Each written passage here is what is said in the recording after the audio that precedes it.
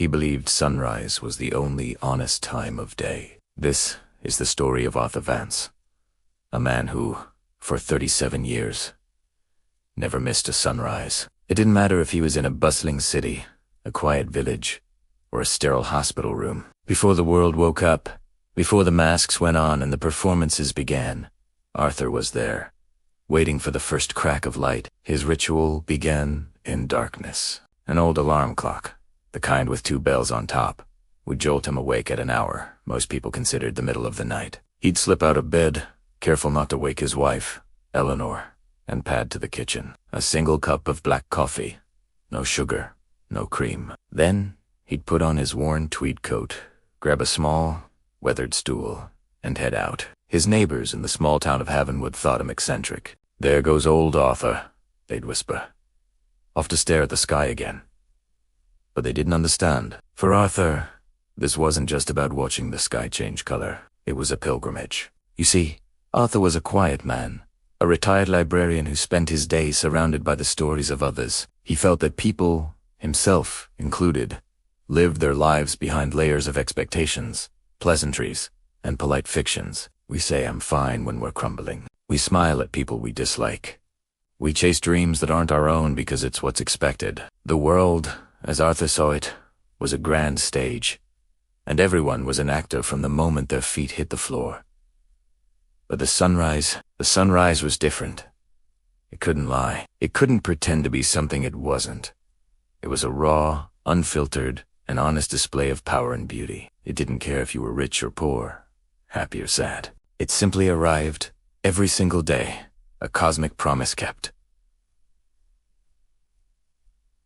In that kid pre-dawn moment, the world held its breath. The air was clean of the day's deceptions, and for a few precious minutes, Arthur felt that he, too, could be just as honest. His favorite spot was a small hill just outside of town, overlooking a wide, sleeping valley. He'd set up his stool, sip his coffee, and wait. He knew the sequence by heart. First, the deep indigo of the night would soften to a bruised purple. Then, a faint, almost imperceptible line of pale gray would appear on the horizon, like a tear in the fabric of the dark. This was his favorite part, the moment of pure potential, before the explosion of color. Then came the performance. Streaks of soft pink, then fiery orange, then brilliant gold, painting the underside of the clouds. The light would spill over the hills, chasing the shadows from the valley, waking the birds, and gently touching the windows of the sleeping town. In those moments,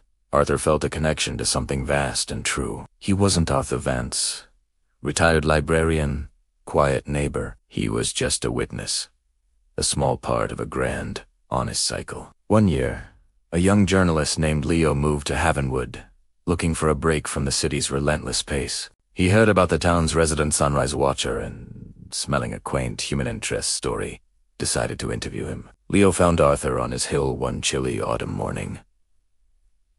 "Mr. Vance," he asked, his breath fogging in the air. "I'm Leo. I'd like to ask you a few questions if you don't mind." Arthur didn't turn. His eyes were fixed on the horizon. "The show's about to start," A sighed softly.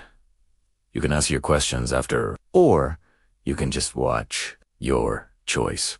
Slightly annoyed but intrigued, Leo sat on the damp grass beside him. He was a man of words, of questions and answers, of deadlines and narratives. Silence felt unproductive, but as the sky began its slow, magnificent transformation, a strange calm settled over him. The frantic checklist in his mind rent. Korea, what to have for dinner faded into the background. For the first time in years, he wasn't thinking about the next thing. It was just tere. The sun crested the hill, flooding the valley with golden light. Leo was speechless. He'd seen sunrises before, of course, usually from a taxi window after a late night, but he'd never watched *1. Arthur finally turned to him, a small, knowing smile on his face. "So," he said, "what were your questions?" Leo looked down at his notepad, at the list of questions he'd prepared. *, why do you do this? What does it mean? Aren't you lonely? *. They all seemed small, Irrelevant. Leo said slowly. I think I understand. From that day on, Leo became an occasional visitor to the hill. He rarely brought his notepad. Sometimes they'd talk, not about anything important, just the weather, the changing seasons. Other times, they'd sit in comfortable silence, two men from different generations sharing an unspoken truth. Leo's article was never about the eccentric man who watches the sunrise. Instead, he wrote a piece about the importance of finding moments of honesty in a world that demands performance. He wrote about the quiet power of ritual and the simple, profound act of paying attention. The story, surprisingly, went viral.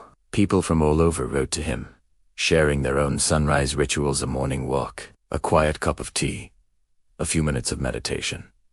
Years passed. Arthur grew older, his steps slower, but his commitment to the sunrise never wavered. Eleanor would now help him with his coat, a silent acknowledgement of the ritual she had long come to understand and respect. One morning, the alarm went off, but Arthur didn't get up. Eleanor found him sleeping peacefully, a faint smile on his lips, as if he was already watching a sunrise only he could see. The entire town of Havenwood turned out for his funeral. At the service, Leo, now a seasoned journalist with a family of his own, stood up to speak. He didn't talk about Arthur's life as a librarian or a neighbor. He told the story of his first morning on the hill. Arthur taught me that the most important conversations we have are often the ones we have in silence, Leo said, his voice thick with emotion. He believed sunrise was the only honest time of day. He wasn't chasing some grand revelation. He was simply showing up for the truth. He reminded us that before we put on our masks for the day, before we become the person the world expects us to be, there is a moment of pure, unscripted honesty available to us all. We just have to be willing to wake up for it. The next morning, just as the sky was turning from indigo to purple, a small crowd gathered on Arthur's hill.